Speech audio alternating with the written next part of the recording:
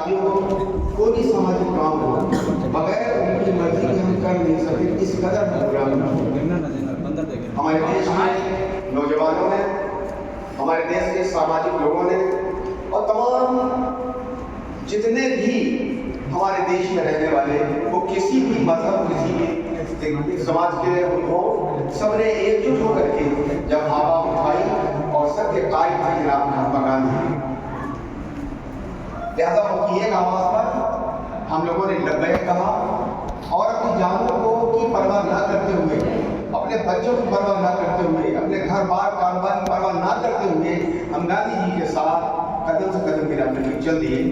یہ ایکتا کی پہچان تھی۔ جب انگریزوں نے یہ دیکھا کہ بھارت کے لوگ اس قدر متحد ہو گئے، اس قدر ایک ہو گئے ہیں، تو پھر ان کو خیال آنا پڑا اور انہوں نے اپنے آپس میں مشورہ کیا کہ اب کچھ نہ کچھ تو کرنا ہی پڑے گا۔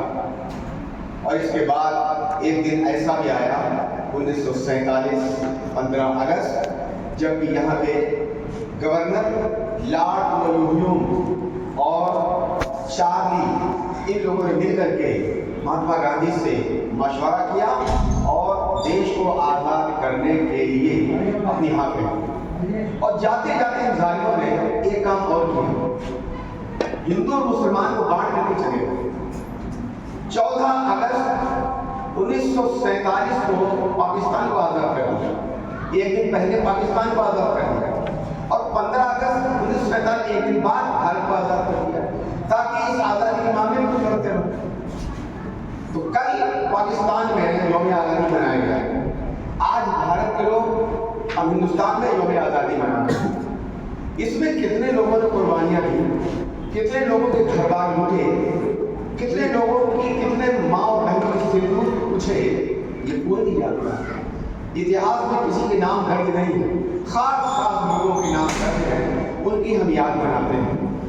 تاتیا ٹوپے، منگل پانڈے، بہادر شاہ ظفر، اشفاق اللہ خان وغیرہ وغیرہ۔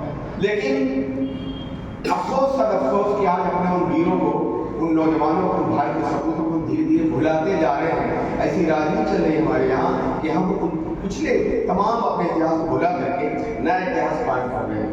ہمیں چاہیے کہ ہم اپنے دیش کی ایکتا کو برقرار رکھنے کے لیے ہم ایک جٹ ہوں، جو کہ ماحول جو چل رہا ہے اس وقت، اس ماحول میں ہم نہ پھنسیں اور ہم ہر جگہ شانتی اور ایکتا اور محبت کا ثبوت دیں۔ اگر تم سے کوئی چھینکا کسی کرتا ہے، کسی طریقے کی بات کرتا، خاموشی سب برائیوں کو ٹال دیتی ہے۔ خاموش رہیے، کوئی کچھ کہتا رہے، چاہے آپ بس میں ہوں، ٹرین میں ہوں، موٹر سائیکل پہ ہوں، کار میں ہوں، پیدل سفر میں کہیں پر بھی ہوں، اور یہ ایک مزاج بن گیا چھینکا کسی کا، لہذا آپ چھینکا کسی کو جواب نہ دیں، بس صرف سنتے رہیں اور اپنا سفر پورا کرتے رہیں، اور جہاں بھی بیٹھے محبت پھیلائیں۔ اسلام محبت سے چلا ہے، اسلام نہیں پھیلا تلوار کے سائے میں، اسلام تو پھیلا ہے کردار کے سائے۔ بتائیں کیسے؟ ایک یہودی جو سرکار کا جانی دشمن، اور اسے قسم کھائی تھی کہ ہم اس تلوار کو تبھی اندر رکھیں گے جب ہم محمد عربی کا قتل کر دیں گے۔ صحابہ بھی جانتے تھے، میرے آقا بھی جانتے تھے، اور وہ یہودی ننگی تلوار ہی نہیں اٹھا کرتا۔ یہ مدینہ کا واقعہ ہے۔ ایک دن ایسا ہوا کہ سرکار ایک گھر کے دروازے پر بیٹھے ہوئے تھے، صحابہ اکرام کچھ ہٹ کر بیٹھے تھے، تو اس یہودی نے اس وقت اطلاع سے نکلا وہاں سے، اور اس کی ننگی تلوار ہاتھ میں تھی۔ اس نے جب محمد عربی کو دیکھا تو مزہ آ گیا اس کو، نہ ہی اکیلے ہیں، آج کام بن ہی جائے گا۔ لیکن فاروق اعظم جو آڑ میں بیٹھے تھے، اس کی نگاہ پڑ گئی، اس پر ان کی نگاہ پڑ گئی۔ آپ نے کہا یا رسول اللہ دشمن آ رہا ہے، پھر آنے دو۔ میرا آقا کیا بجھایا؟ آنے دو۔ جانتے تھے کہ دشمن ہے، ہمارا قتل کر سکتا ہے، تلوار چلا سکتا ہے، لیکن پھر کیا کہا آپ نے؟ آنے دو۔ اور جب وہ قریب آیا، میرے آقا اٹھے اور اپنی کمری کندھے کو اتاری، بچھا دی، بیٹھ گئی۔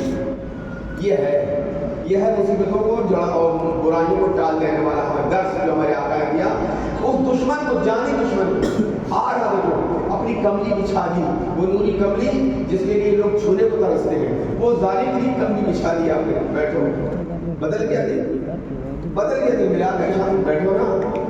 اس کے بعد قدموں میں گر پڑا اور مذہب اسلام کو قبول کر لیا۔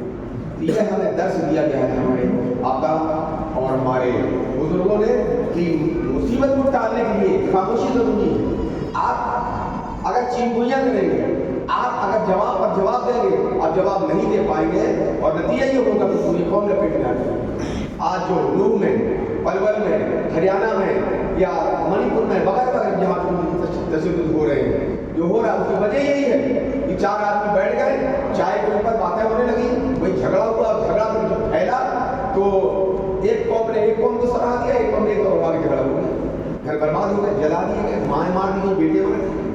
تو آج سماج میں ایسے عناصر، اور ایک بات اور بتا دیں، ہمارے سماج میں 75% لوگ سنجیدہ ہیں، سہذب ہیں، سنجیدہ ہیں، لیکن 25% لوگ ایسے ہیں جو ظالم ہیں اور ان کو نہ ہندو مذہب سے مطلب ہے نہ مسلمان، ان کو پلورلس مذہب ہے. وہی چاہتے ہیں کہ دنگا ہو اور ہم لوٹیں، ہماری جیبیں بھریں، ہمارے گھر چلیں، یہ ان کا خیال ہوتا ہے. 25% ایسے ہیں جو یہ سب برائیاں پھیلاتے ہیں. ہمیں ان برائیاں دھیان نہیں دینا، ہمیں اپنے دیش کی ایکتا، اکشرتا اور شانتی پر دھیان دینا ہے. ہمارا دیش لگاتار آگے بڑھے اور بڑھ رہا ہے. ودیشوں میں آج ہمارے دیش نے جو کمائی کی ہے، جو اپنی ساکھ چھوڑی ہے، آج ہندوستان ودیشوں میں ارتھ ویوستھا کے نام پر یا طاقت کے نام پر بہت بڑا استھان رکھتا ہے، بہت بڑا استھان رکھتا ہے. وہ دیش جو غلام تھا، جس کے یہاں کبھی سوئی نہیں بنتی تھی، آج وہاں پر وکرانت جیسے جہاز بن رہے ہیں، فائٹر بن رہے ہیں، جیٹ ومان بن رہے ہیں. اس کی نتیجہ یہ ہے کہ آج ہمارے دیش کی ٹیکنالوجی سر پر بول رہی ہے. تو ہمیں چاہیے کہ ہم پڑھیں، صرف پڑھیں اور پڑھنے کے ساتھ ساتھ محبت سیکھیں، اپنے استاد کا کہنا مانیں، اپنے بڑوں کے سامنے اپنے آپ کو چھوٹا سمجھ کر کے ان کا استقبال کریں، ان کی عزت کریں. تبھی ہم کو کامیابی ملے گی. ہم اپنے بڑوں کی عزت کریں گے. اپنے دیش کو آگے بڑھانا ہے تو لڑائی جھگڑوں سے بچنا ہے اور اپنے آپ کو صحیح و سالم رکھنے کے لیے ہمیں محدود رہنا ہے. ہمیں اپنے اسکول میں چھاتر بن کر کے رہنا ہے، نیتا بن کر کے. میں اس بات کو کہہ کر کے اپنی بات ختم کرتا ہوں اور اپنے محترم باہر سے آئے ہوئے جناب حافظ کریم صاحب سے درخواست کروں گا کہ 5 منٹ ہمارے بچوں کی